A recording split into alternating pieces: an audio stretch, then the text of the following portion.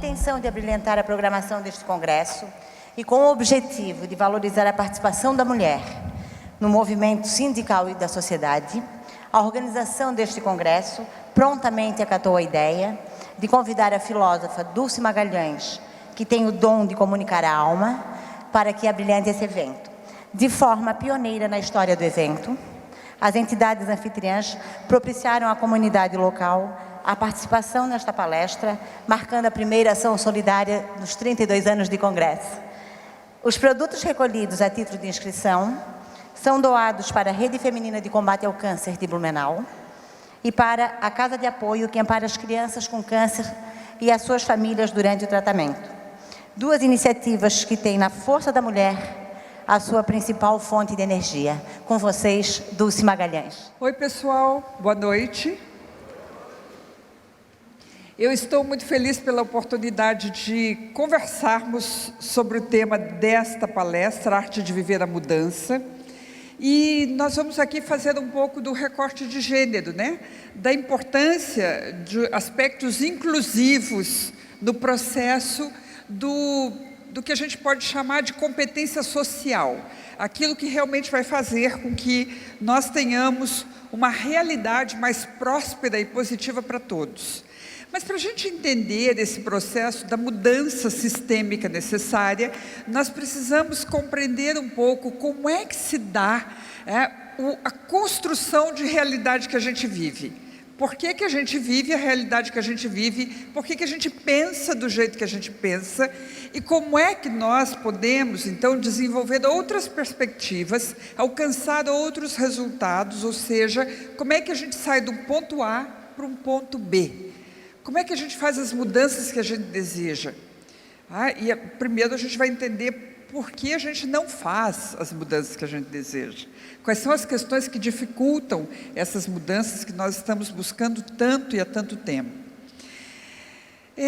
Uma coisa que eu gostaria de dizer para vocês, que é fundamental no desenvolvimento dessa nossa conversa, é que a minha área é filosofia, né? Às vezes a gente não presta muita atenção na leitura do currículo, eu preciso ressaltar isso. Minha área é filosofia, mesmo assim eu sou legal, tá? Mas necessariamente nós vamos filosofar, ou seja, vamos trabalhar aí os aspectos do processo decisório, das visões de mundo, da contemplação da realidade e realmente percebermos, né, refletirmos sobre a realidade que desejamos, a realidade que estamos buscando. A primeira coisa que nós vamos fazer é um pouco de fazer um breve histórico de como é que nós aprendemos a ver a vida como nós vemos. Então, eu não sei para onde que eu tenho que apontar, porque não está funcionando.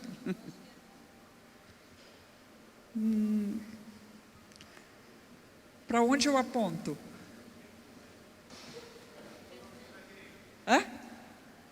Não, o botão eu sei, eu só não sei para onde apontar. Porque não está funcionando. Deu agora? Muito bem, obrigada. Então, aqui, primeiro nós vamos compreender o seguinte: somos todos frutos de uma cultura, certo? Todos nós aqui nascemos e crescemos na cultura. Essa cultura nos diz quem nós somos, como nós devemos funcionar, como nós devemos nos apresentar na vida, o que nós devemos temer e o que nós devemos buscar na vida. A cultura, portanto, nos forma, né? Nos dá uma forma de funcionar. Porém, a cultura varia dependendo do lugar onde a gente vive e do tempo que a gente vive. Se a gente tivesse nascido e crescido na China, nós funcionaríamos de outro jeito, pensaríamos de outra forma, viveríamos de outra maneira, buscaríamos outras coisas ou temeríamos outras coisas. Ou se a gente tivesse nascido no Irã, ou se a gente tivesse nascido na Rússia, nós seríamos pessoas diferentes das que somos agora.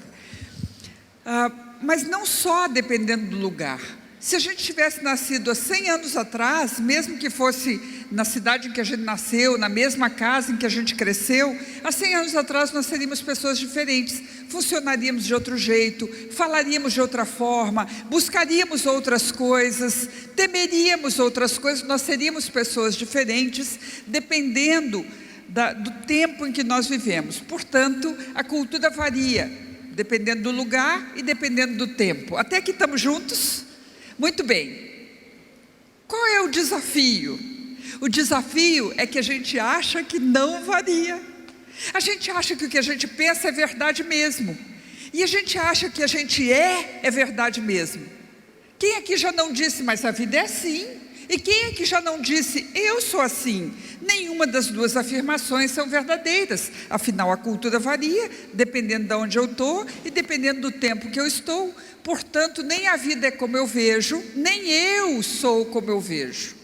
Porque isso é fruto da cultura em que eu me encontro. Para compreender qual é o desafio disto, eu tenho que entender onde é que está o processo, ou como é que se dá o processo de formação. Então aqui nós temos, no processo de formação, uma metáfora. Para quem não está habituado com esse palavreado da filosofia, metáfora é quando a gente usa uma coisa para explicar outra. Então eu vou usar essa imagem para explicar o processo da formação humana. Aqui nessa imagem nós temos 2 adultos e 2 bebês. Só de olhar para a imagem nós podemos notar que os adultos estão de costas para o que está acontecendo, não estão percebendo nada do que está acontecendo. Os bebês estão de frente e não só estão percebendo, como estão interessados no que está acontecendo. E esses bebês, eles podem nos mostrar as 5 qualidades do grande aprendiz. Olhem lá: abertura, interesse, curiosidade, ausência de preconceito e ausência de julgamento. Abertura para o novo, interesse pelo mundo ao redor, curiosidade para descobrir as coisas, ausência de preconceito e ausência de julgamento. Essas são as 5 qualidades do grande aprendiz. Quanto mais dessas qualidades eu tenho e aplico, mais rápido e mais profundamente eu aprendo. Quanto menos dessas qualidades eu aplico, mais dificilmente eu aprendo. Todos os bebês são grandes aprendizes, lógica aristotélica. Todos já fomos bebês, portanto, todos somos grandes aprendizes. Por que a gente não continua aprendendo mais na mesma velocidade e profundidade que aprendíamos antes? Porque recebemos uma forma da cultura que nos limitou dentro do processo. Esse processo de formação que foi criando determinadas fronteiras para o meu processo de enxergar a realidade, começou em casa, com as pessoas que me criaram, na rua que eu cresci, as instituições que eu frequentei, a escola, o clube, a igreja, o templo, etc., que são os modelos da cultura em que eu me encontro, e aí eu me torno um indivíduo funcional, eu consigo funcionar dentro dessa cultura, mas eu consigo funcionar melhor só dentro dessa cultura, e por vezes não muito bem em relação a mim mesmo. Porque essa cultura vai dar uma forma àquilo que, de fato, pode ser absolutamente amplo. Tá? É sempre bom lembrar que a palavra formação é uma palavra de origem latina, que significa colocar numa forma. Então, todos nós fomos formatados, recebemos uma forma ou uma forma de enxergar a realidade. A esta forma ou forma, a ciência vai dar o nome de paradigma. Então, todos nós enxergamos a realidade a partir de um paradigma. É o nosso jeitão de perceber as coisas. Para a gente entender isso ainda melhor, eu vou pedir às pessoas que usam óculos que, por favor, emprestem os seus óculos por alguns instantes para quem não usa, por gentileza.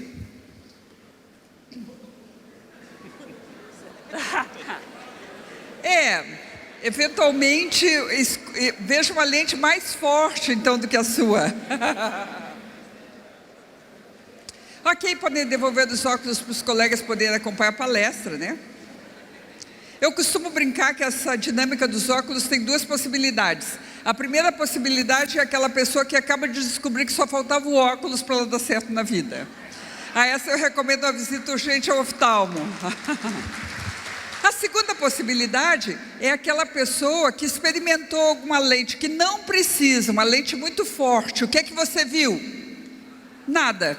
Esse é outro exemplo comparativo, outra metáfora do nosso processo de aprendizagem. Os óculos não são feitos para se ver melhor. Os óculos são feitos para distorcer as imagens, de forma que a pessoa que tem a dificuldade visual possa enxergar. O que faz a lente dos óculos? Ela amplia, diminui, afasta ou aproxima a imagem. Tanto é assim que quem não tem o problema visual, quando coloca o óculos, não consegue enxergar direito. Não é para ver melhor, é feito para distorcer. E essa é a forma de entendermos como nós, seres humanos, aprendemos. Todas e todos, sem exceção, desde pequenininhos, recebemos lentes mentais para ver o mundo. Essas lentes não são feitas para ver melhor o mundo, elas são feitas para distorcer a realidade, de forma que nossa capacidade de compreensão, que é limitada, possa compreender a realidade. Todas e todos enxergamos a realidade a partir dessas lentes, às quais nós vamos dar o nome de crenças. Todos enxergamos a realidade a partir do filtro das nossas crenças. Assim, o que você acredita como verdade não é a verdade absoluta, é só o seu jeitão de ver a verdade. Quando eu me dou conta disso, eu estou apta para aprender. Eu posso sair do meu ponto de vista, que na verdade não passa da vista de um ponto entre milhões. Eu posso sair do meu ponto de vista e enxergar o mundo através do ponto de vista de outra pessoa, que também não é a verdade absoluta, mas agora eu já tenho 2 pontos de vista e não um só. Eu posso ainda ouvir um terceiro ponto de vista e aumentar a minha percepção de realidade. Mas a nossa tendência não é essa. A nossa tendência é nós ficarmos presos naquele ponto de vista que a gente tem, às vezes até defendendo o que a gente não gosta. Eu queria mudar, mas eu não posso, não dá, é impossível, não é para mim. Eu defendo até o que eu não gosto para defender um ponto de vista. E eu sou capaz até de me bater numa discussão para mostrar que eu estou certo e o outro errado, que eu sei e o outro não sabe. Isso já aconteceu com vocês ou só comigo? Aí nós vamos perceber que toda discussão, todo conflito é na verdade um conflito de lentes. O que está em discussão são as lentes que a gente tem, não se trata da verdade, se trata das lentes que a gente tem sobre a realidade. E assim, nós precisamos ir além dessas questões, sermos capazes de compreender os aspectos que formam o nosso campo de realidade. A Universidade de Londres fez uma pesquisa alguns anos atrás sobre o comportamento das pessoas em relação aos bebês, para ver se esse comportamento tinha algum impacto sobre as questões de gênero. Será que nós somos educados para sermos mulheres e homens, ou será que biologicamente nós somos mesmos diferentes? Será que é um aspecto biológico decisivo para essa diferença, ou será que é um aspecto cultural decisivo para essa diferença? Bom, a pesquisa mostrava o seguinte: pegavam um bebê e colocavam neste bebê um tip-top rosa e pediam a adultos de diferentes idades, classes sociais, classes culturais, que interagissem com esse bebê. Como o bebê usava um tip-top rosa, esses adultos concluíram que o bebê era menina. Olha o código. Então nós já temos uma informação, antes de interagirmos com o bebê, já sabemos que trata-se de uma menina.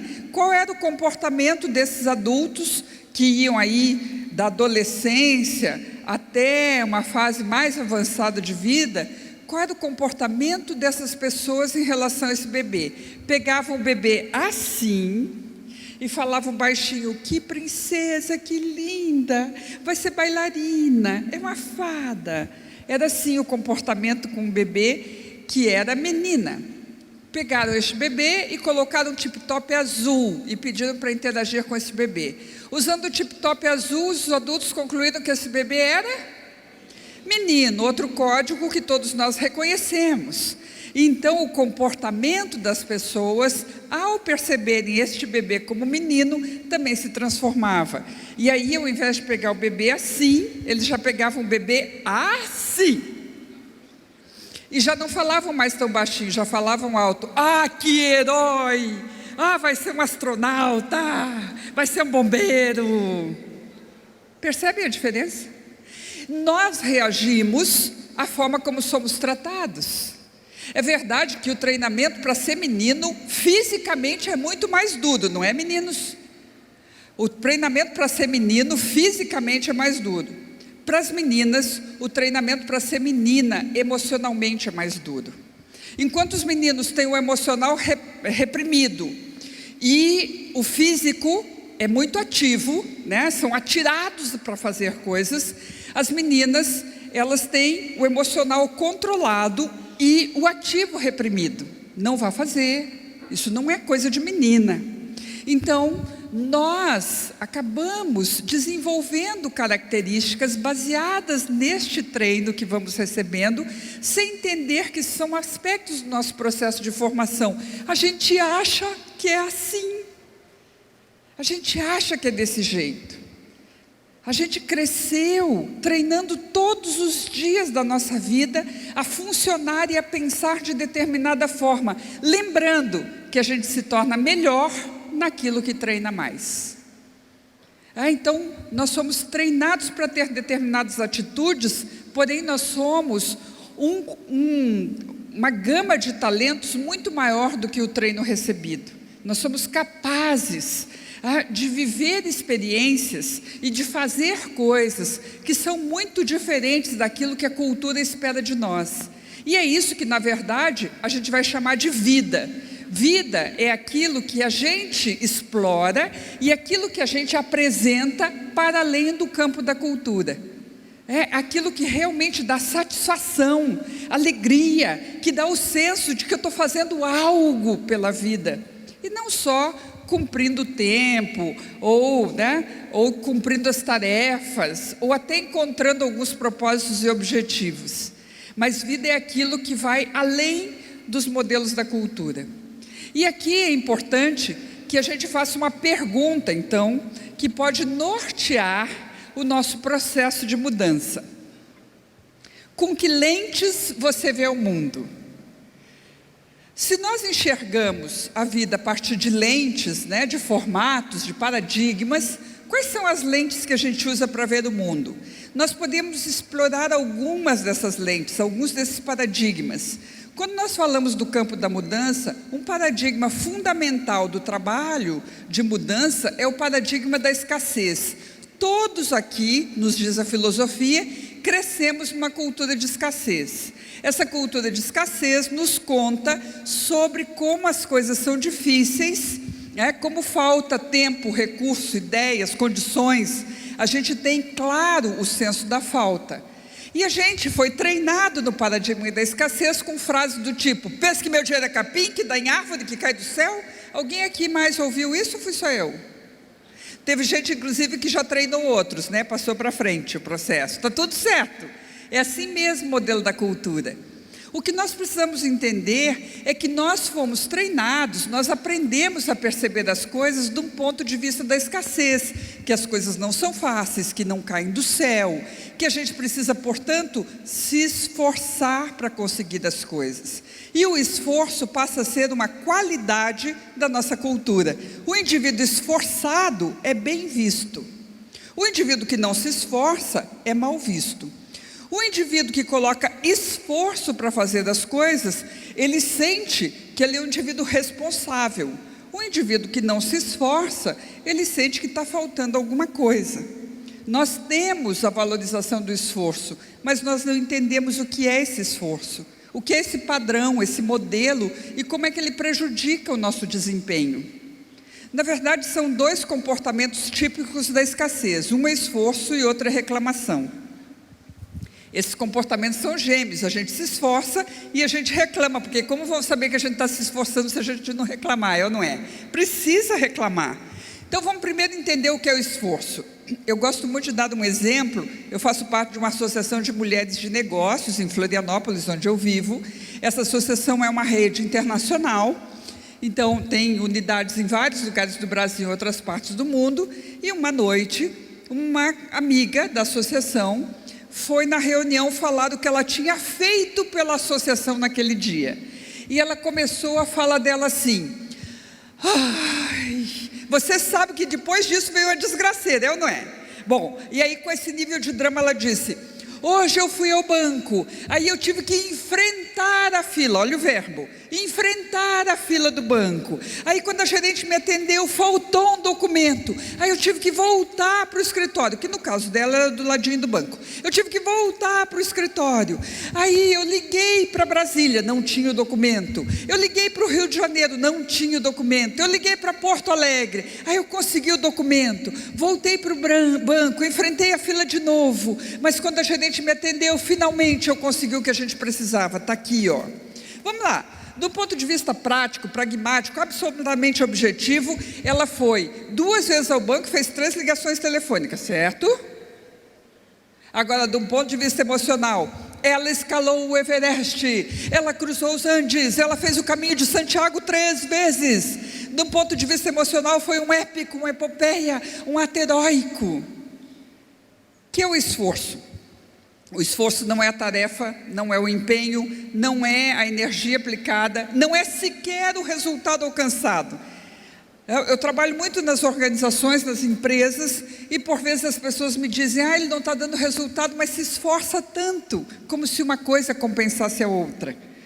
Não é sequer o resultado. O que é o esforço? O esforço é o peso emocional que eu coloco sobre tudo isso. É como eu sinto a tarefa, é como eu sinto a experiência, é como eu percebo a realidade. É uma percepção, é uma lente para enxergar as coisas. Então eu coloco o esforço em prática, porque eu enxergo o esforço como absolutamente indispensável para o processo de resultado. Eu não entendo que isso é um peso. Às vezes a gente, inclusive, está vivendo o esforço antecipadamente. Quem aqui já não disse: nossa, hoje vai ser daqueles dias? Você já colocou esforço antes, nem começou o dia. E às vezes a gente, inclusive, dá uma acelerada, né? E você já antecipa esforços futuros. A semana que vem o bicho vai pegar. Você já está falando do que você vai se esforçar na semana que vem. E esse é o processo de aculturamento, é o processo cultural. Do ponto de vista cerebral, as pesquisas nos mostram que no cérebro, a área oposta do comportamento do esforço não é relaxamento, preguiça, falta de vontade. A gente acaba descobrindo que, do ponto de vista cerebral, o oposto do esforço é estratégia. Quando o indivíduo está se esforçando, é porque ele não consegue, de um ponto de vista cerebral, ser estratégico. E quando estamos sendo estratégicos, nós dispensamos o esforço. O esforço é o oposto da estratégia. Então nós somos bem treinados no esforço e somos pouco estratégicos, portanto. Precisamos desenvolver outras qualidades de ação e de comportamento, nos tornarmos indivíduos mais estratégicos. Mas eu falei que haviam 2 comportamentos na escassez. Um é o esforço e o outro é a reclamação. E a reclamação é tão típica na nossa cultura, mas tão típica, que até para puxar assunto com desconhecido, a gente reclama. Você entra no elevador, 20 andares, você pensa: não vou ficar em silêncio. Você diz: mas que frio que está fazendo, hein? E o outro reclamando, né? E o outro vai responder de volta reclamando: é mesmo, que frio. Mas se for calor vai ser assim, se for muito sol, muita chuva, não importa. A gente vai reclamar porque isso é base cultural, faz parte do processo. Eu tive uma experiência em São Paulo, né, que é essa cidade que, não sei se todo mundo sabe, tem um trânsito caótico, né? Para quem não sabe, São Paulo tem um trânsito caótico. Todo mundo reclama do trânsito em São Paulo. Numa ocasião eu estava em São Paulo no 7 de setembro para fazer um encontro com um grupo, e uma pessoa chegou e disse: nossa, que horror, a cidade está vazia. As ruas não tem ninguém. Ou seja, achou um jeito de reclamar daquilo que antes reclamava do seu oposto. Portanto, a reclamação é uma base de cultura, é uma forma de nos identificarmos uns com os outros, né? Porque meio que a gente se sente confortável na desgraceira geral, pelo menos está todo mundo meio mal. A gente não compreende que é uma forma de perceber a realidade. A gente não compreende que é uma forma de ver o mundo. Mas isso tem impacto sobre a nossa vida e performance. Do ponto de vista cerebral, qual é o oposto da reclamação? O cérebro, quando funciona com a reclamação, ele funciona de uma determinada maneira, e o seu oposto, nós vamos descobrir na ciência, que é responsabilidade. O indivíduo que está reclamando é porque ele não se acha responsável, ele acha que alguém é culpado, alguém deve fazer alguma coisa. E quando eu me torno responsável por alguma coisa, eu não tenho por que reclamar, eu sou a pessoa responsável, eu decido. Portanto, nós temos que aprender agora novos padrões, novos paradigmas de desempenho, sair do esforço e da reclamação para um ambiente de estratégia e responsabilidade. São coisas muito diferentes como comportamento. É um novo treino para a gente conseguir um novo desempenho. Sermos capazes de perceber a vida de uma forma diferente.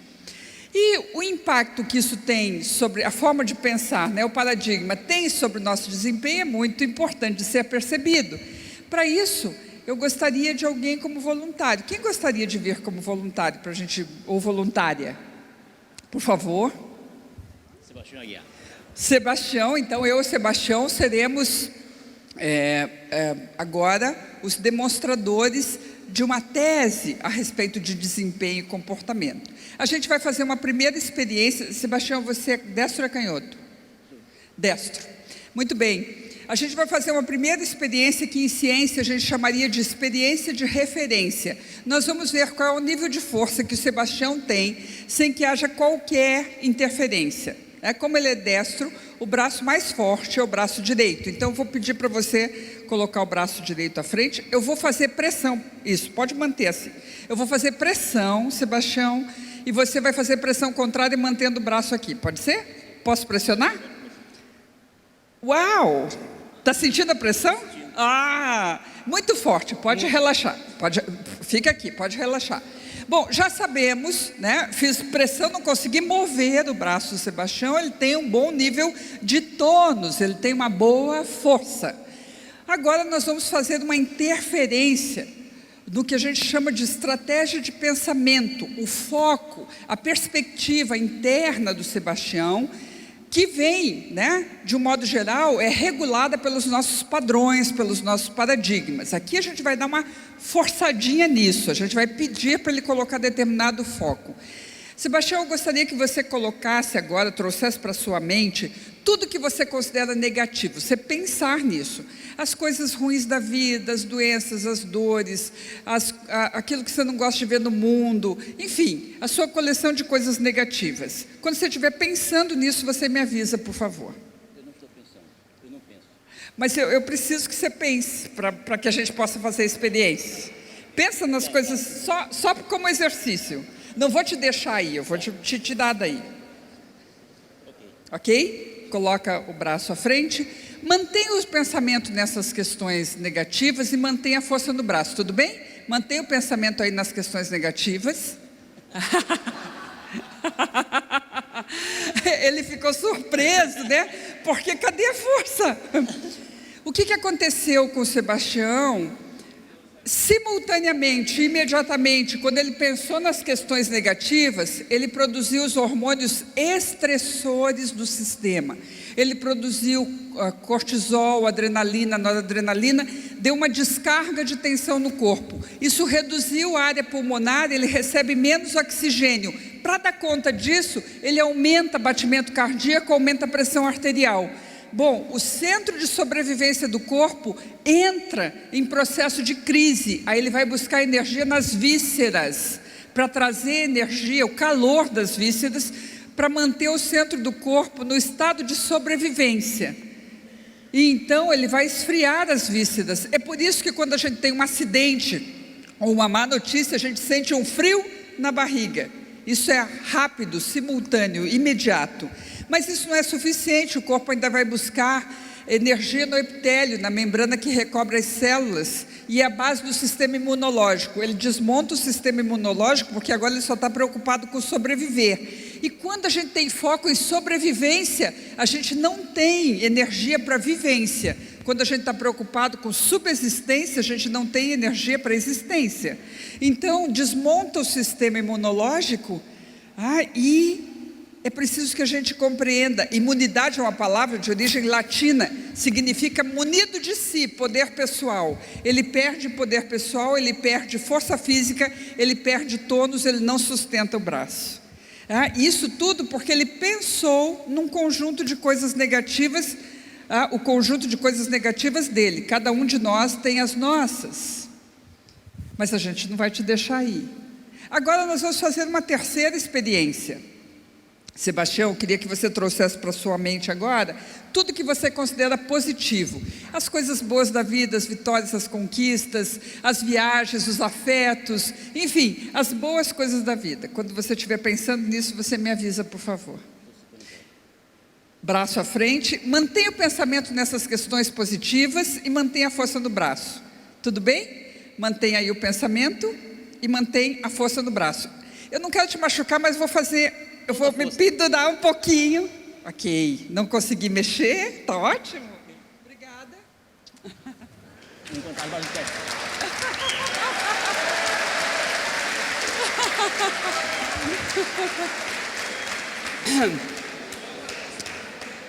Então, o que nós, eu e Sebastião demonstramos com esse terceiro exercício? Quando ele muda o foco do pensamento, a estratégia de pensamento, e traz a sua coleção de questões positivas, e todos nós temos a nossa, ele vai fortalecer o seu sistema, começando pela produção hormonal. Ele vai produzir os hormônios expansores do sistema: serotonina, endorfinas, dopamina, ocitocina. A serotonina é o hormônio do bem-estar, então ele tem uma descarga de relaxamento no corpo. Com isso ele amplia a área pulmonar, recebe mais oxigênio, sobra energia, ele diminui batimento cardíaco, diminui pressão arterial, sobra energia, ele aumenta calor nas vísceras. Neste momento ele está prevenindo diabetes e outras doenças glandulares. Sobra energia, ele reforça o processo imunológico. Aumentou a imunidade, mais tônus, ele fica mais forte, sustenta mais peso no braço. Tudo isso porque ele pensou. As endorfinas são analgésicos e anti-inflamatórios naturais. Onde está doendo, para de doer. Onde está inflamado, desinflama. A gente pode produzir remédio com o nosso pensamento, ou veneno, dependendo do pensamento. A forma como nós pensamos está o tempo inteiro produzindo algum tipo de reação químico-física no nosso corpo, afetando o espaço biológico, afetando a vida em nós. E é importante que a gente compreenda que, se nós temos um paradigma que nos convida à escassez, que é o esforço e a reclamação, a gente muitas vezes visita com o pensamento questões que são consideradas negativas. Ai, meu Deus, tanta coisa para fazer, ai, ninguém me ajuda. Tudo isso são pequenas descargas de hormônios estressores. Ao final de um dia, de tanto visitarmos essas ideias e produzirmos esses hormônios, nós podemos sentir dores na nuca, dor nos ombros, dor na lombar, dor nas articulações, podemos ter uma leve febre, dor de cabeça, podemos ter dificuldade para conciliar o sono. Se a gente mantém esse tipo de estresse, preocupação, estado tenso por vários dias, a gente pode inclusive acordar se sentindo cansado. Isso afeta a performance, afeta a forma como nós estamos vivendo a nossa realidade, vivendo a nossa vida. Então, a forma como nós pensamos tem um impacto enorme sobre o nosso desempenho. E é preciso que nós sejamos capazes de compreender que, de fato, nós não vemos as coisas como elas são, nós vemos as coisas como nós somos. É aí que está a grande diferença. Se nós não vemos as coisas como elas são, mas como nós somos, o que nós temos que transformar? Nós temos que transformar esse ser que somos. Nós temos que transformar a forma como percebemos a realidade, a forma como lidamos com as coisas, a forma como fazemos as coisas acontecerem. Para isso eu preciso compreender, afinal de contas, se eu preciso transformar quem eu sou, eu preciso saber quem eu sou. Eu preciso reconhecer quem eu sou. Então vamos ver isso de um ponto de vista científico, de um ponto de vista prático. Vamos ver como é que se dá a gestão dos nossos processos. Quem sou eu? Primeiro nível desse quem sou eu. Eu sou um universo atômico. Vocês se lembram das aulas de química na escola? Nós aprendemos que somos formados por átomos. O nosso corpo é formado por átomos. As roupas que nós estamos usando, átomos. A cadeira que vocês estão sentados, átomos. O piso, o teto, as paredes. Esse ar que nós respiramos, tudo aqui é formado por átomos. Nós vivemos no universo atômico. Os físicos chamam esse universo de campo quântico. Está tão na moda falar em quântica, está tão na moda falar em campo quântico. O que é isso? Universo atômico. É a base física concreta onde nós somos formados, onde nós vivenciamos a realidade do universo conhecido. Nós todos vivemos um mundo atômico. Este universo atômico é responsável pela energia de todo o universo. Então os átomos produzem a energia, ou dão a energia, suficiente para materializarmos qualquer coisa na vida. Qualquer coisa que a gente queira materializar precisa de átomos. São os átomos que fornecem isso. Átomo é a substância mais abundante do universo. Portanto, a escassez é uma crença, tá certo? A escassez é uma crença. O senso da falta é algo apenas que nós aprendemos. Do ponto de vista físico, não existe escassez. A perspectiva física é outra. Mas vamos lá, vamos fazer uma pequena revisão de como é um átomo. Fazendo uma revisão da aula de química. Vocês se lembram? Átomo é formado por um núcleo. Ao redor do núcleo tem prótons, carga eletromagnética positiva. E ao redor dos prótons tem elétron, carga eletromagnética negativa. Lembram disso?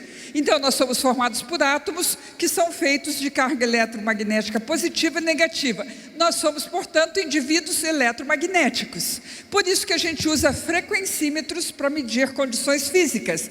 Eletroencefalograma, um frequencímetro. Eletrocardiograma, um frequencímetro. Tomografia computadorizada, um frequencímetro. Ultrassom, densitometria óssea, raio-x, tudo é frequencímetro. Mede uma frequência de onda num determinado momento para medir as condições físicas daquele indivíduo naquele momento. Não serve, uma hora depois já não vale mais, pode ter se modificado, porque é energia em mutação, é frequência de onda. Você faz um raio-x hoje, amanhã você tem que fazer outro para ver se a situação se modificou. Não vale mais este. Um eletrocardiograma, você faz o eletrocardiograma, toma um remedinho, depois você tem que fazer outro para ver se as coisas se modificaram. Porque é uma mudança que acontece dentro dos campos eletromagnéticos que nós habitamos. Então nós somos indivíduos em permanente mutação. O tempo inteiro nós estamos mudando. O que acontece é que nós, por vezes, não escolhemos em que direção mudar. A gente pode mudar na direção melhor. Mas quando nós nos estressamos, quando nós temos pensamentos que são muito estressores, comportamentos estressores, emoções estressoras, nós temos no campo quântico, ao invés de estar num ambiente equilibrado e tranquilo, nós podemos entrar num ambiente conturbado. Este ambiente conturbado vai dar o que os físicos chamam de conflito no campo quântico. Um átomo choca com o outro, aí sai o elétron sai da órbita do átomo e se torna uma partícula livre, também chamado de radical livre. Meninas, as revistas femininas falam do quê? Dos radicais livres, promovem o quê? Envelhecimento, exatamente. Quando a gente se estressa, a gente produz radicais livres que formam a condição de envelhecimento e adoecimento do corpo. A gente não sabia, de um modo geral, de onde vinha isso, mas é daí que vem. Estes radicais livres, eles aumentam a oxidação do campo, ou seja, o corpo fica mais oxidado. Esta oxidação é literalmente enferrujar. Alguém aqui já teve a sensação de acordar de manhã e pensar, hoje não vai dar, não consigo me mexer, estou enferrujado? Literalmente a gente enferruja, não consegue se mover direito, o corpo não está funcionando muito bem porque está muito oxidado. É por isso, as meninas sabem bem, que tem cremes e tratamentos antioxidantes para evitar esses estados de envelhecimento e que também promovem adoecimento. Então aqui nós estamos falando do que acontece na primeira condição, no primeiro estágio físico da nossa realidade. Aí nós temos um segundo estágio, que é o campo molecular, os biólogos vão chamar de meio biológico, é aqui que acontece a vida. Átomo não necessariamente produz vida, é preciso ter átomos para que haja vida, mas só átomos não produzem vida, é preciso um campo de informação. A vida é formada por energia e por informação. Lembrem-se disso quando estiverem vivendo todos os dias. Você precisa de energia, descobrir a sua energia e informação sobre você, autoconhecimento. Então, a vida é feita de energia e informação. A molécula, quando está bem equilibrada, ela informa para o sistema como é que o sistema deve funcionar e tudo funciona bem. Porém, se o campo quântico está desorganizado, essa molécula pode passar má informação e o organismo vai funcionar mal. esse organismo funcionando mal vai gerar o que nós chamamos comumente de doença. Doença, na verdade, é um desequilíbrio do sistema. Terceiro nível é o campo celular. As células são responsáveis pelo processo de nutrição do organismo, com duas tarefas: excretar o que não precisa e reter o que precisa. Quando a informação do campo molecular está bem, a gente excreta o que não precisa e retém o que precisa. Quando está mal, a gente retém o que não precisa e excreta o que precisa. Quando a gente retém o que não precisa, por exemplo, retém colesterol nas paredes das artérias, nós podemos ter uma doença cardíaca. E quando a gente excreta o que precisa, por exemplo, o cálcio dos ossos, a gente pode ter uma doença chamada osteoporose. Mas é porque a célula não está fazendo bem a sua função, porque ela não sabe mais como fazer. A informação não está funcionando bem.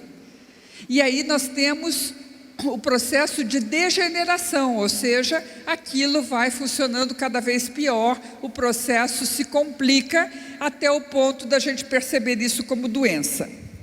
Então, estes são os processos, que acontecem no nosso campo físico.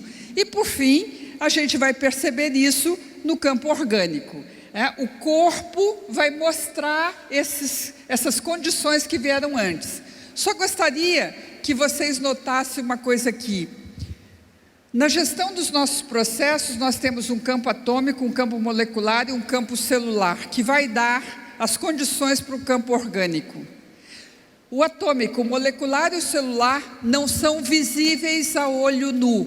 Nós, inclusive, precisamos de equipamentos muitíssimo potentes para reconhecer esses campos. Enquanto o organismo é o mais visível dos aspectos físicos que nós temos. Porém, o organismo, que é o mais visível, mais concreto, mais material, ele é forjado, ele é formado no campo invisível, sutil. O sutil modela o denso. A forma como nós pensamos modela a vida. O abstrato cria a realidade concreta. Aquilo que eu sinto acaba mostrando-se naquilo que eu faço. Ou seja, o sutil modela o denso. Aquilo que é impalpável é que cria o palpável. Aquilo que é indelével é que cria o concreto. Quando eu me dou conta disso, eu tenho que me dar conta, eu tenho que perceber que toda a minha tarefa de vida é cuidar do mais sutil da vida. É cuidar da forma como eu penso, da forma como eu amo, da forma como eu me relaciono, da forma como eu cuido de mim, da forma como eu cuido do outro, da forma como eu cuido do tempo, da forma como eu lido com as pequenas coisas diariamente, porque isso faz a minha vida mais concreta e material o tempo inteiro.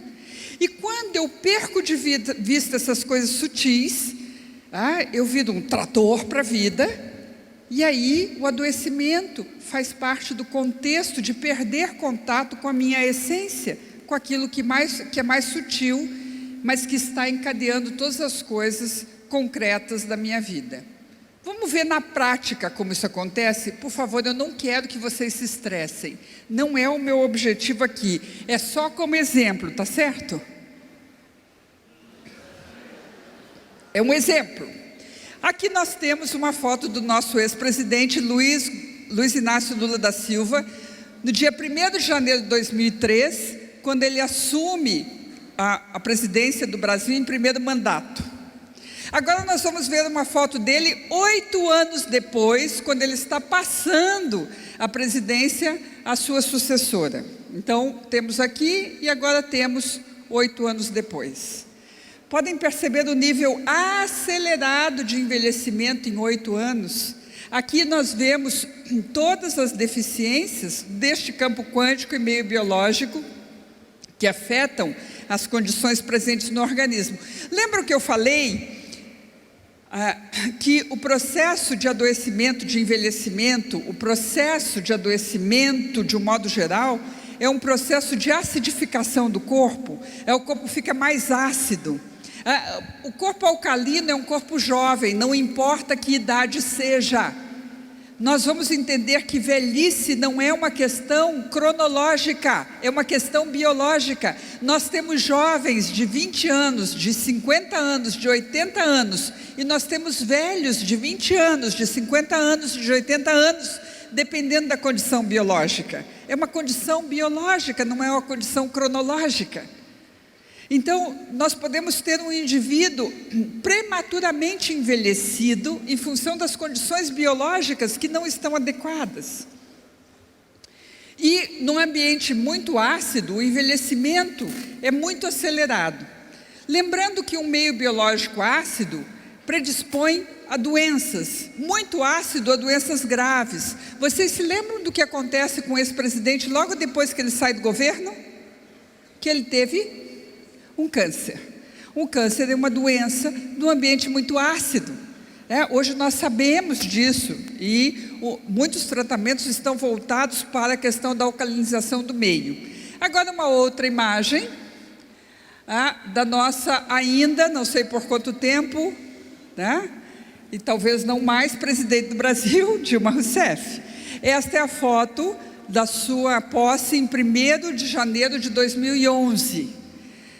Nós sabemos que esse indivíduo já tem dificuldade de gestão de estresse. Se vocês se lembram, ela faz um câncer antes de entrar no governo.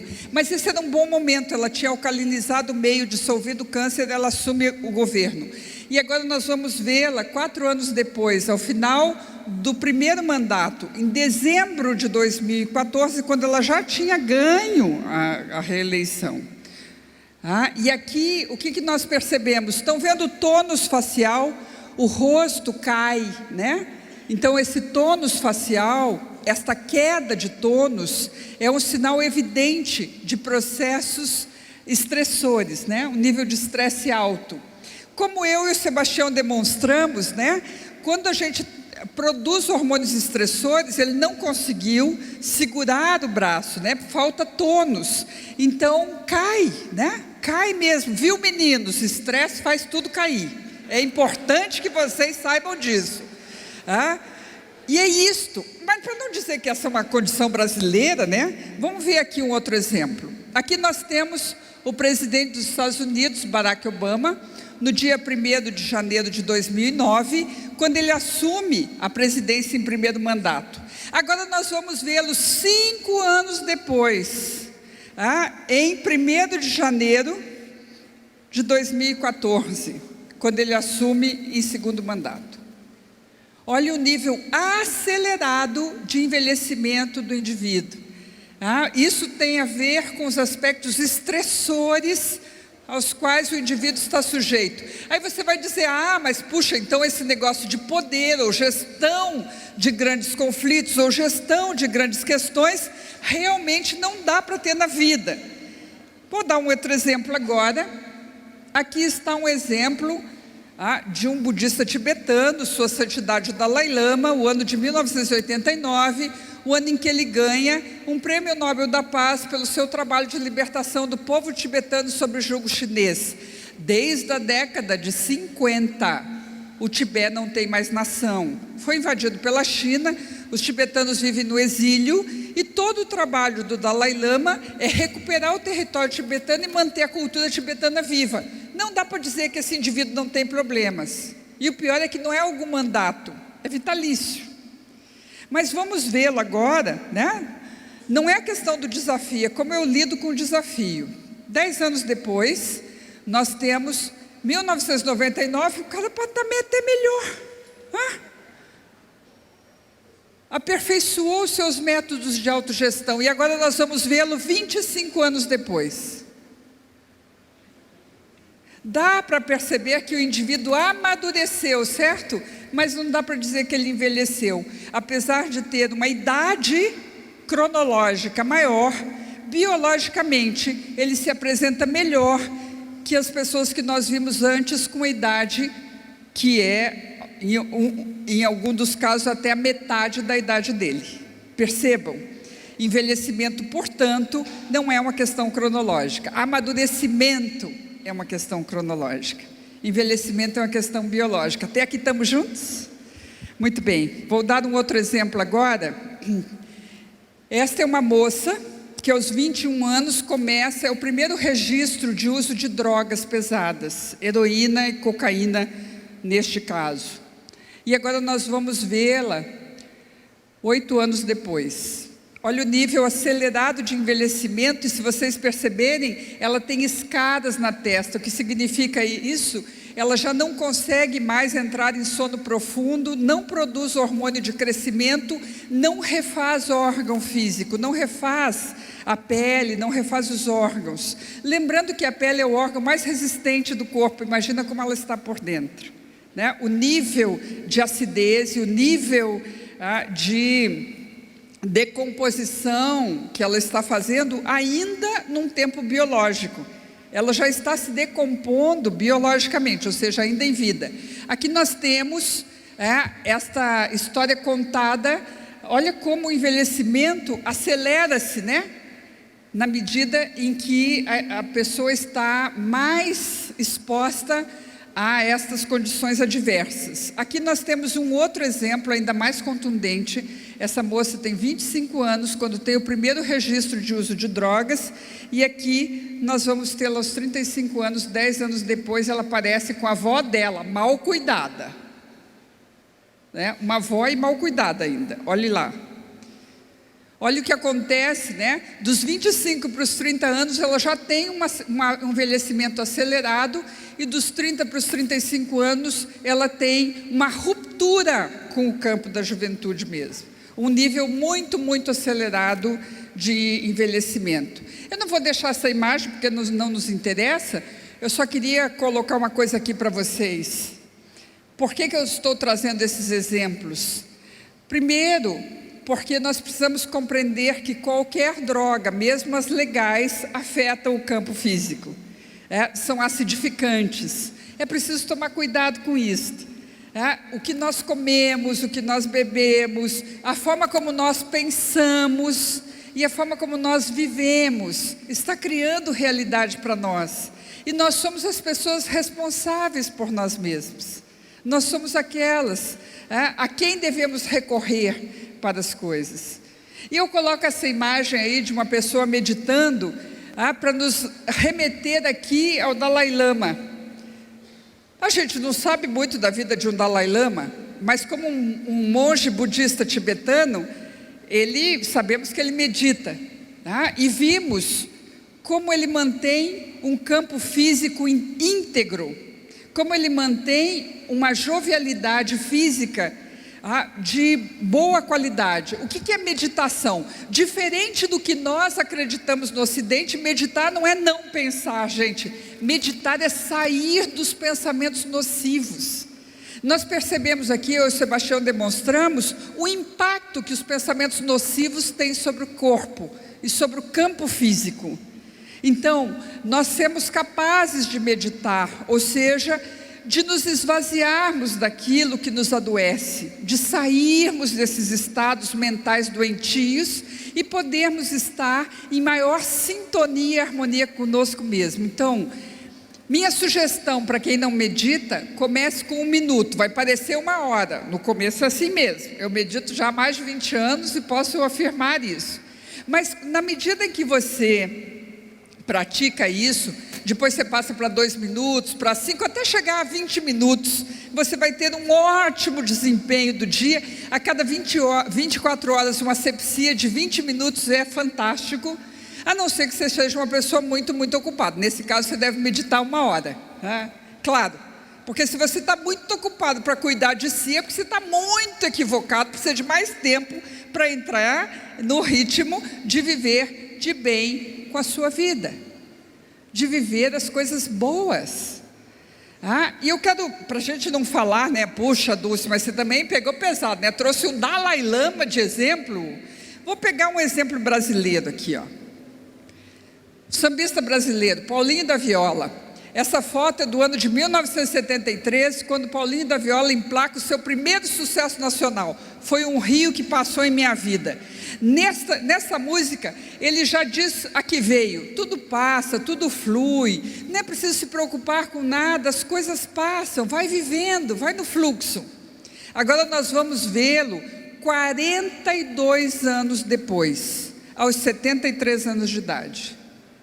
Olhem só o tônus facial, o nível de vitalidade do indivíduo. Essa é uma foto do ano de 2015. E aqui eu vou falar por que eu escolhi o exemplo do Paulinho da Viola. Quando eu vi essa entrevista dele em 2015, eu resolvi trazê-lo como exemplo, da palestra, porque duas coisas. Uma, em 2014 e 2015, eu fiz uma formação com um emérito professor norte-americano chamado William Miller. Ele é considerado o maior especialista mundial em motivação e mudança. Ele trabalha com drogadição. Esses estudos de casos que eu mostrei aqui rapidamente são do trabalho do professor e de como a gente pode reverter esses estados. Mas uma das aulas que nós tivemos com o professor nesses 2 anos foi compreender o impacto e a importância da arte na nossa vida. A arte altamente curativo. Se vocês tivessem ideia do quanto a arte é medicinal, você colocaria arte todos os dias na sua vida. Vá dançar, vá pintar, vá cantar, vá fazer algo que seja artístico. Não faz mal que você não tenha talento. Usa a arte como medicina, é como tomar um remédio todo dia que vai fazer bem para a tua alma. Porque lembram, a gente viu ali no campo, é a alma que adoece antes do corpo adoecer, é o sutil que precisa ser trabalhado. Então coloca a arte na sua vida. O Paulinho da Viola é um exemplo de arte, é um artista. E a segunda razão é porque na entrevista ele fala uma coisa que se parece muito com o Dalai Lama. O meu tempo é hoje. Eu não vivo do passado, o passado vive em mim. Então estar presente no aqui e agora é uma visão perfeita para a gente ser capaz de levar bem a vida, tirar os pesos, largar as coisas que estão ancorando a nossa realidade em outro ponto que não é o aqui e agora. Vejam a condição física, vejam a disposição desse indivíduo aos 73 anos de idade. É um bom campo físico, dá para ver no nível de disposição, o tônus, a vitalidade do indivíduo aos 73 anos de idade. Isso é possível de conseguirmos.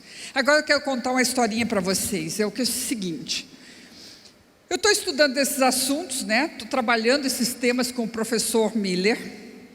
Durante 2 anos, um mergulho profundo em física, química, biologia, matemática, todas essas questões, juntando com as questões que eu já trabalho na filosofia, na mudança de paradigmas. E em dezembro de 2015, me cai nas mãos um material. Eu recebo pela rede acadêmica de pesquisa um convite para participar de 2 conferências que aconteceram no Brasil, promovidas pelo professor Dr. Todd, da Universidade de Oxford, da Universidade Inglesa.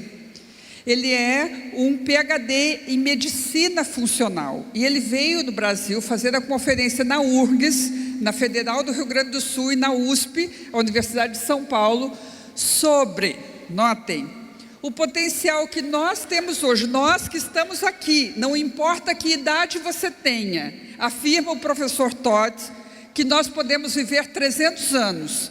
Querem saber o que eu pensei? Eu pensei, nossa, que viagem da maionese. Meu Deus, o cara está exagerando. Como é que a gente vai viver 300 anos? Isso não dá. A gente consegue viver 100 e mais ou menos. Como é que a gente vai viver 300? O cara está maluco. Muito bem. Mas eu estou lá estudando, com o professor Miller. E aí me chega nas mãos outro material, também de um médico inglês, só que do ano 1310.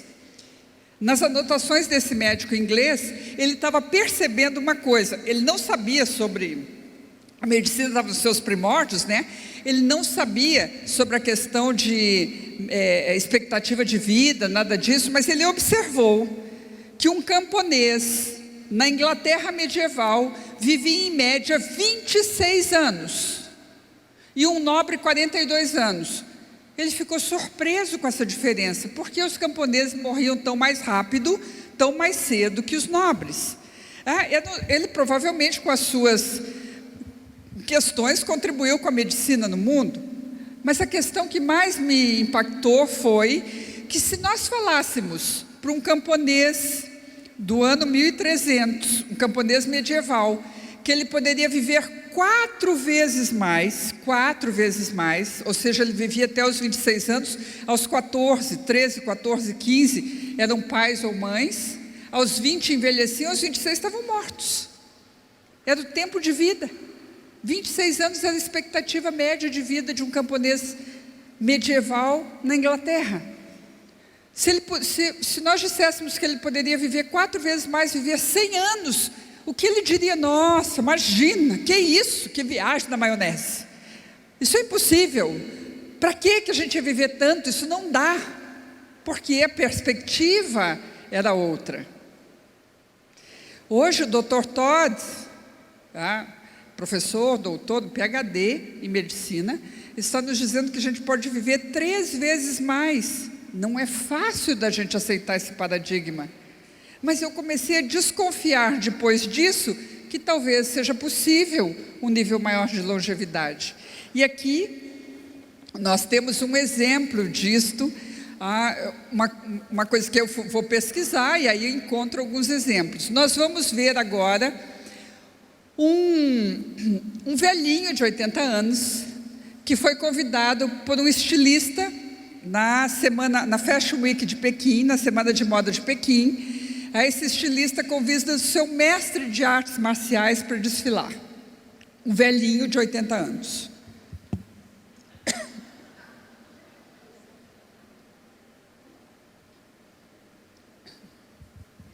Está aqui, ó, um velhinho de 80 anos. Tem gente aí muito mais jovem pensando, está melhor que eu?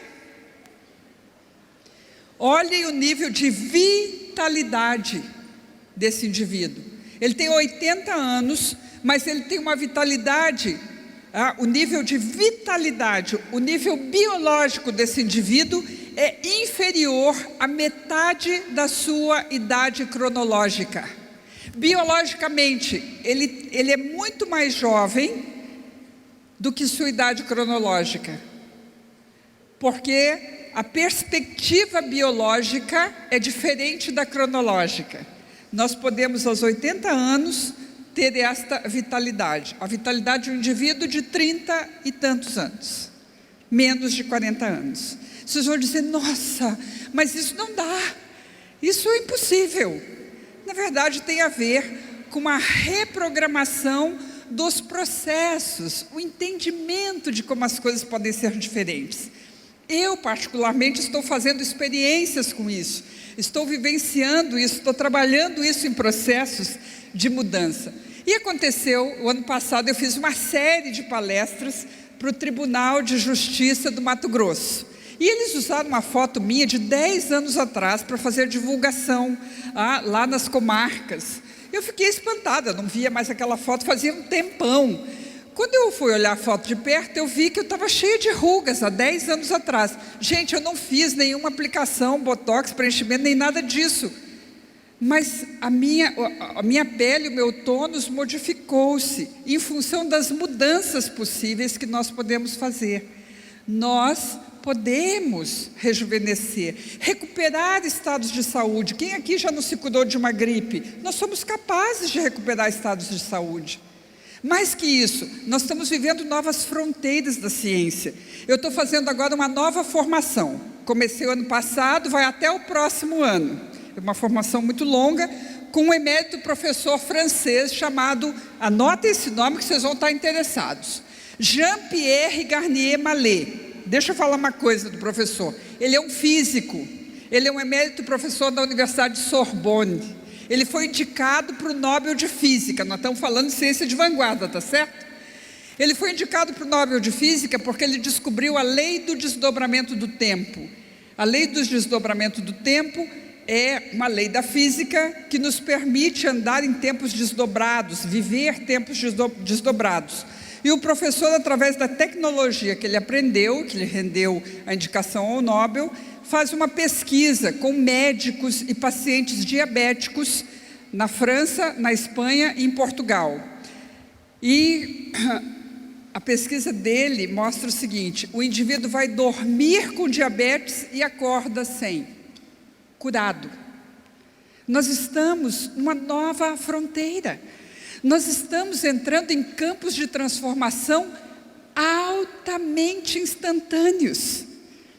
E quanto mais nós entendemos os processos da neuroaprendizagem, da neurociência, da bioquímica e da biofísica, mais nós podemos fazer processos de transformação imensos, rápidos, instantâneos. Assim como eu e o Sebastião demonstramos aqui, um pensamento muda o corpo físico na hora, muda a forma de perceber realidade, muda a forma de lidar com as coisas.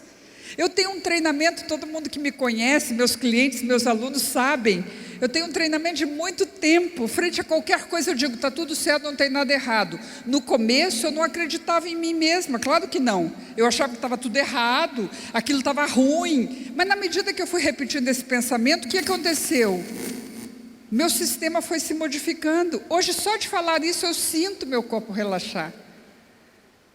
A forma como nós pensamos, e eu quero dizer isso como filósofa, gente, o que você pensa, não importa o que seja, é ficção. Nada do que você pensa é verdade, esquece essa ideia de verdade. Tudo que nós pensamos é ficção. Ah, você acha que o mundo é uma desgraça? É ficção. Ah, você acha que o mundo é um paraíso? É ficção, não importa qual seja a forma. Tudo é ficção. Mas sabe o que faz a diferença mesmo? É que você cria a ficção que mais lhe interesse. Não importa o que você pensar, qualquer ficção será a sua verdade. Nós não nos damos conta disso e por alguma razão cultural, nós acreditamos que se a notícia é ruim é mais verdadeira. E se o mundo é pior, é mais verdadeiro que o mundo melhor. Quem falou? É só porque nós estamos reproduzindo isso tanto que nós continuamos vendo isso acontecer. Nós precisamos de um despertar coletivo. E para não dizer que, nossa, pegou pesado de novo, né? Traz o mestre de artes marciais chinês, aí também não dá para competir. Eu vou mostrar para vocês uma amiga que mora em São Paulo, essa cidade zen, e ela é editora-chefe de uma publicação semanal. É uma pessoa que vive sob pressão, mas é uma pessoa que gerencia o seu campo biológico, sua atividade mental. A minha amiga, Beth Milan, na festa de aniversário dos seus 70 anos. Olhem a vitalidade, o tônus desse indivíduo. Então, nós somos capazes de um nível maior de vitalidade, nós somos capazes de fazer a vida acontecer de uma forma mais próspera, feliz, saudável. Eu trabalho com processos de coaching, eu vejo as pessoas fazerem a transformação de uma forma muito acelerada, na medida em que elas mudam os padrões, os modelos mentais que elas estão adotando para a realidade. Mas eu quero dizer a vocês que eu faço uma síntese desse processo dos últimos 2 anos, do que eu aprendi com o professor Miller, com o professor Garnier Mallet, com muitos mestres, com os meus clientes, com os meus alunos. A minha síntese desses últimos 2 anos é a seguinte: somos uma substância pensante e modelamos o que somos com aquilo que pensamos. Gente, nós somos uma substância pensante. O tempo inteiro nós estamos criando algum tipo de realidade com aquilo que estamos pensando. Nós modelamos a vida de acordo com o que pensamos e nós não nos damos conta do nível e da quantidade de pensamentos estressores e adoecedores que nós cultivamos todos os dias, por questões de modelo de cultura.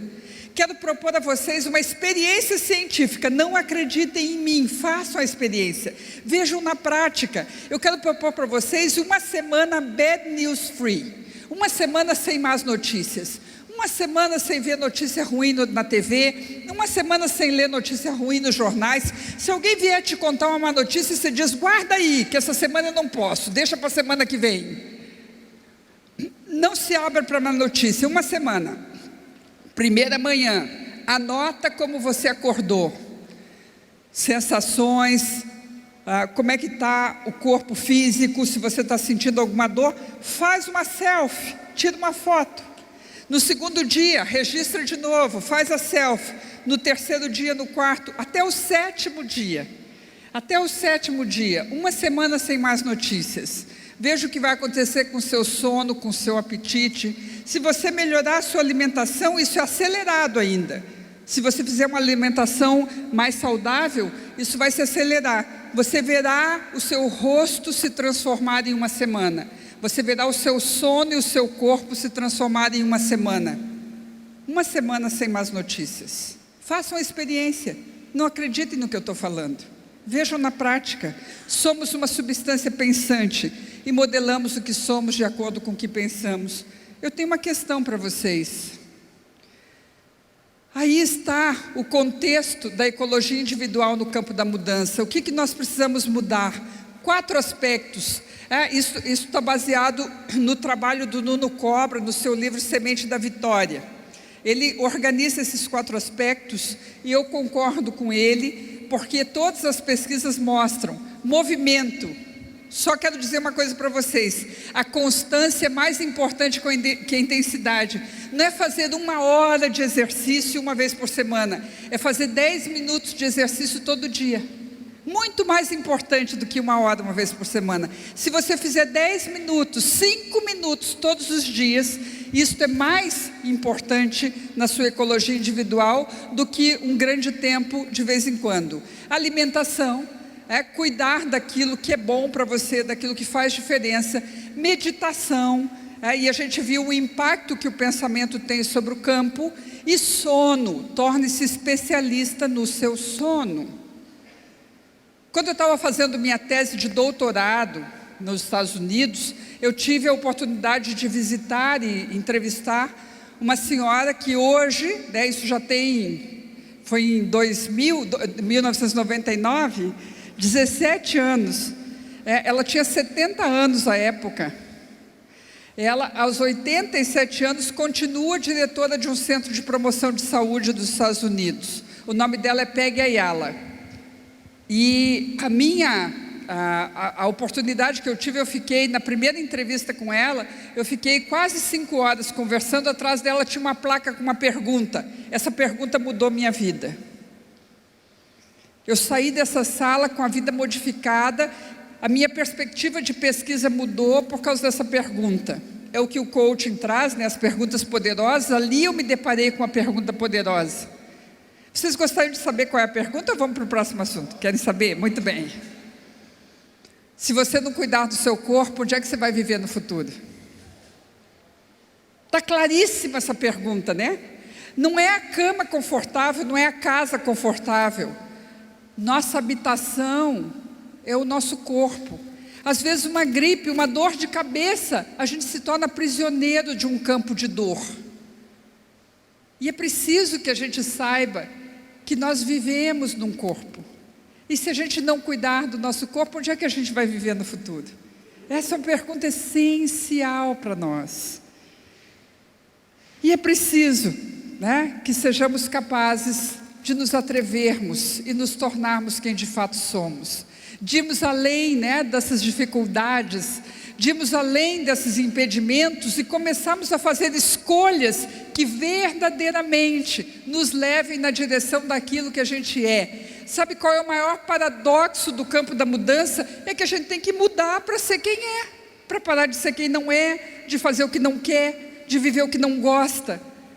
Porque dizem os filósofos, ao longo de todas as eras, há uma vida que merece ser vivida. E se a gente não está vivendo a vida que merece ser vivida, a gente está vivendo aquela que não merece.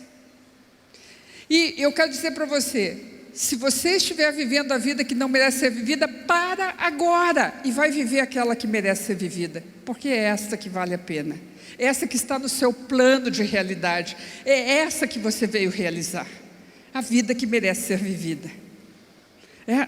Atreva-se e torne-se quem você é. Como nos ensinam os romanos, carpe diem, aproveite este dia, faça do tempo da sua vida e da sua realidade aquilo de melhor que você pode fazer. E realmente esteja disponível para viver com a tribo que você quer viver, com as pessoas que estão buscando viver da mesma forma, do jeito que você acredita que é a melhor forma de viver. Não sei se vocês já ouviram uma frase que é dos evangelhos. É uma frase que vem da tradição, da religião, mas que nós podemos entender como uma grande frase de orientação também filosófica para o campo da vida. Você já deve ter ouvido isso. Diga-me com quem andas. Então prestem atenção com que ideias você tem andado, com que proposição você tem andado, com que objetivos você tem andado, de que forma você tem tratado da vida. Eu tenho um convite para fazer a vocês. Este ano nós vamos, pela primeira vez, receber no Brasil um World Peace Forum, o Fórum Mundial da Paz. É o principal encontro de paz no mundo. Acontece desde 2005 na Europa, em Luxemburgo, na Alemanha, na Romênia. No ano passado aconteceu no Cairo. Este ano vai acontecer em Florianópolis, de 22 a 25 de setembro. Nós vamos receber peacemakers, nós vamos receber agentes de paz de 60 países, gente que está pensando e vivendo e fazendo acontecer um mundo que é aquele que a gente quer viver, que é aquele que a gente busca, que é aquele que a gente almeja. Nós precisamos de 400 voluntários. Estou te fazendo convite, eu estou presidindo o fórum, né? Estou a serviço dessa tarefa há muito tempo, eu faço parte disso. E eu estou muito feliz e honrada de receber o principal encontro de paz no mundo aqui no Brasil, né? Nós seremos os anfitriões. O Brasil vai receber os ativistas de paz de todo mundo aqui. E vamos fazer disso o nosso melhor campo de transformação. Vamos estar vibrando, né? Vamos estar dentro desse campo quântico e vamos fazer a transformação, que esses 4 dias sejam de alto impacto para nós, para a nossa vida, para todas as coisas. Porque, verdadeiramente, gente, a forma como nós enxergamos o mundo, faz o mundo que enxergamos. É preciso que nós ganhemos um novo olhar. Mudar de mundo é mudar de olhar. Eu espero que esse nosso encontro, essa nossa conversa, tenha sido provocação suficiente para que você olhe para si mesmo e para as coisas ao seu redor de uma forma diferente. E para que você possa entender o potencial que há em você de realizar tudo o que você deseja. Não há nada dos nossos sonhos que não sejam realizáveis. Porque, como nos conta Goethe, um grande escritor e filósofo alemão, de fato, se você é capaz de sonhar, é porque você já é capaz de realizar. O que acontece é que nós não estamos alinhando o nosso coração na direção dos nossos sonhos. Nós deixamos os sonhos de lado dizendo, bom, isso talvez não seja possível, isso talvez não seja para mim, isso talvez não seja agora. E aí eu vou viver a vida que não merece ser vivida. Não é para essa vida que a gente acorda todos os dias.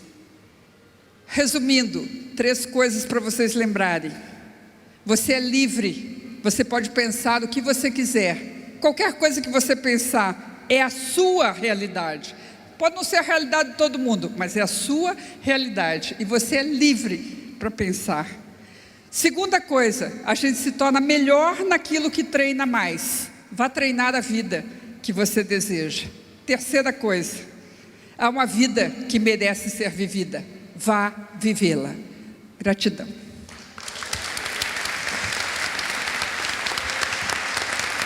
E peço para que o senhor Paulo Roberto Santos e a senhora Elita Groshmaba entreguem então a nossa homenagem do 32º Congresso a Dulce Magalhães. Aproveito esse momento para lembrá-los que a Dulce Magalhães estará aqui ao final do auditório, numa mesa com seus livros à disposição, estará à disposição dos senhores para autografar o livro e trocar ideias com vocês.